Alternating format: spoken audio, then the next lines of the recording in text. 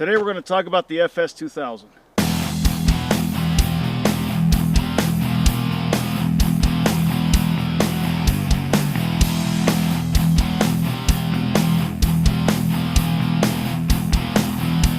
Okay, real quick on the briefing on the controls of the rifle.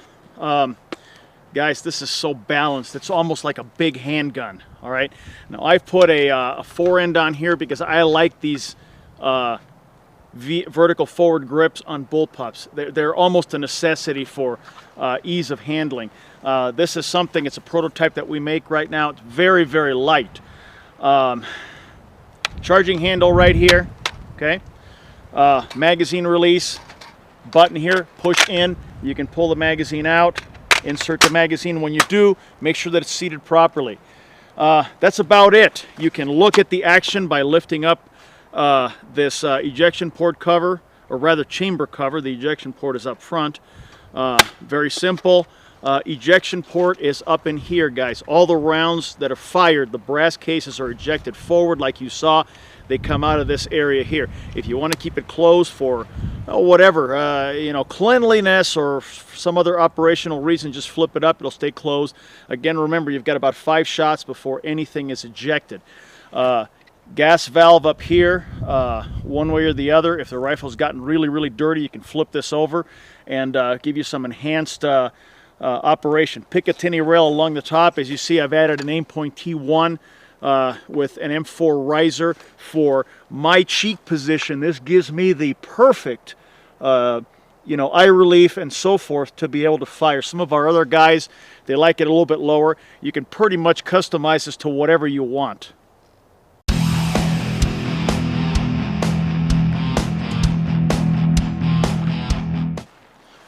The FS is totally ambidextrous. It allows you to shoot from either shoulder without having to change your firing position whatsoever.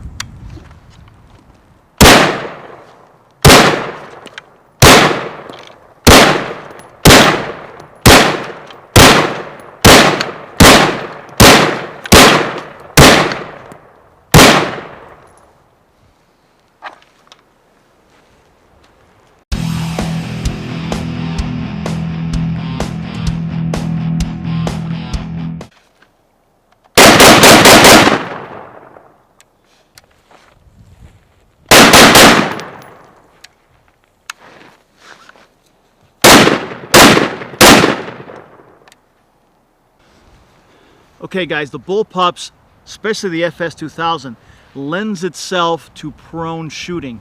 A couple of things I want you to see. Number one, you see how the magazine is laid into the ground. The second thing is the VFG, you can grab 2 fingers or 3 fingers on and then the rest under the rifle. In essence, it creates a fore and aft bipod that creates a great deal of stability. Using this system, I've been able to go out to about 600 yards, 650 with this particular rifle, with the ACOG. Okay, so let's take a look at how that works. Right here, nice and stable. Okay.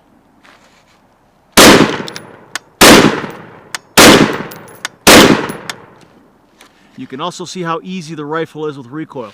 Straight back, straight forward, very easy to work this rifle from the ground.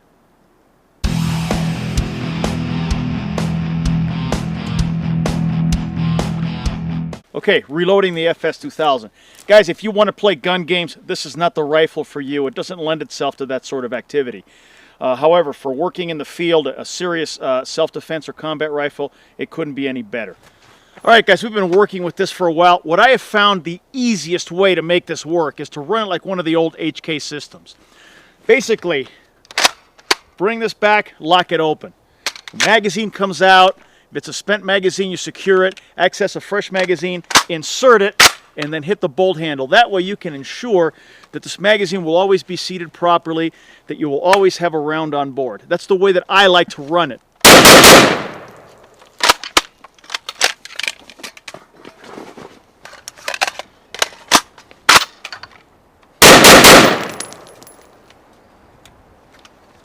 Just like an HK.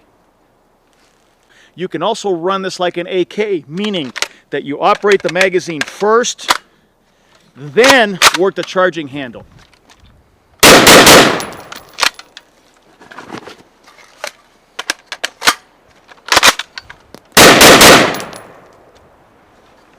Don't you love choices?